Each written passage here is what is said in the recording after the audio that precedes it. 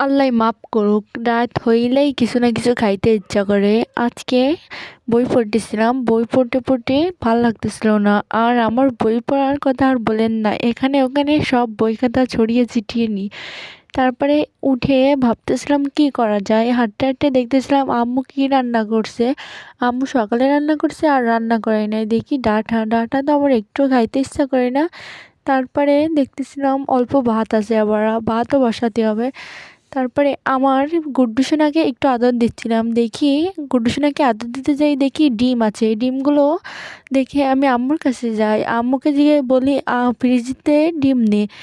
2টা ডিম নিচ্ছি, নিয়ে 2টা ডিম ভাজি করব, ভাজি করে আমি রান্না করব।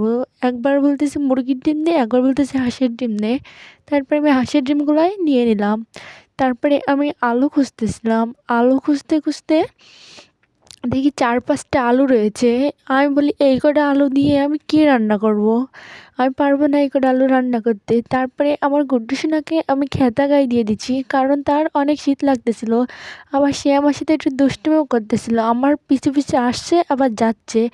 তারপরে আমি শুকনো ঝাল নিচ্ছি, পেঁয়াজ নিচ্ছি, সব মশলাগুলো ভালো করে কুটে নিচ্ছি। এর সাথে আমি একটা বিট কপিও অ্যাড করছি, কারণ আলু খুব অল্প ছিল, খাবো আমরা 4-5 জন, এই জন্য। তারপরে আমি 2টা ডিম ভালো করে ভাজি করে নিই, ভাজি করতে গিয়ে দেখি তেলগুলো কালো হয়ে গেছে, কারণ গ্যাসের ইয়েটা একটু বেশি হয়ে গেছে এই জন্য।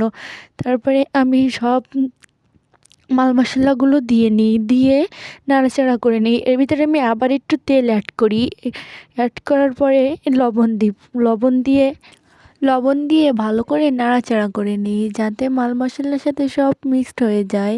তারপরে হালকা করে জিরা দিয়ে নিই। আজকে আমি কিছুই বাটিনি, সব একসাথে আস্তে আস্তে দিয়ে দিয়েছি। তারপরে আমি আলু আর ওই বিটকপি দিয়ে দিলাম, দিয়ে একটু নাড়াচাড়া করে নিচ্ছি। নাড়াচাড়া করা হয়ে গেলে তার ভিতরে আমি কিছুটা পানি দিয়ে নেব, পানি দিলে তাড়াতাড়ি সিদ্ধ হয়ে যাবে। তারপরে আমি হলুদ দিচ্ছি, হলুদ দিয়ে ঢেকে দিছি। আর আমি যে চুষা চুষা ডিম ভাজতেছি আমি খাবো না তা কীভাবে হয়? 6টা বানিয়েছি আর আমি তো 1 পিস খেয়েই নিয়েছি। তারপরে পানিগুলো শুকাই গেলে ভালো করে কষিয়ে নিলাম, কষিয়ে নিতে গিয়ে দেখি নিচে হালকা হালকা পুড়ে যাচ্ছে, তখন আমি পানি দিয়ে দিলাম। পানি দিয়ে অনেক সময় জাল দিলাম, জাল দেওয়ার পরে দেখি কিছুক্ষণের মধ্যেই আমি তার মধ্যে ডিম দিয়ে দিলাম, ডিম দিয়ে একটু নাড়াচাড়া করে কিছুক্ষণ জাল দিলাম। জাল দেওয়ার পরে আমি তো নিয়ে বসেছি খাওয়ার জন্য। আমি এতই খাওয়ার এক্সাইটেড।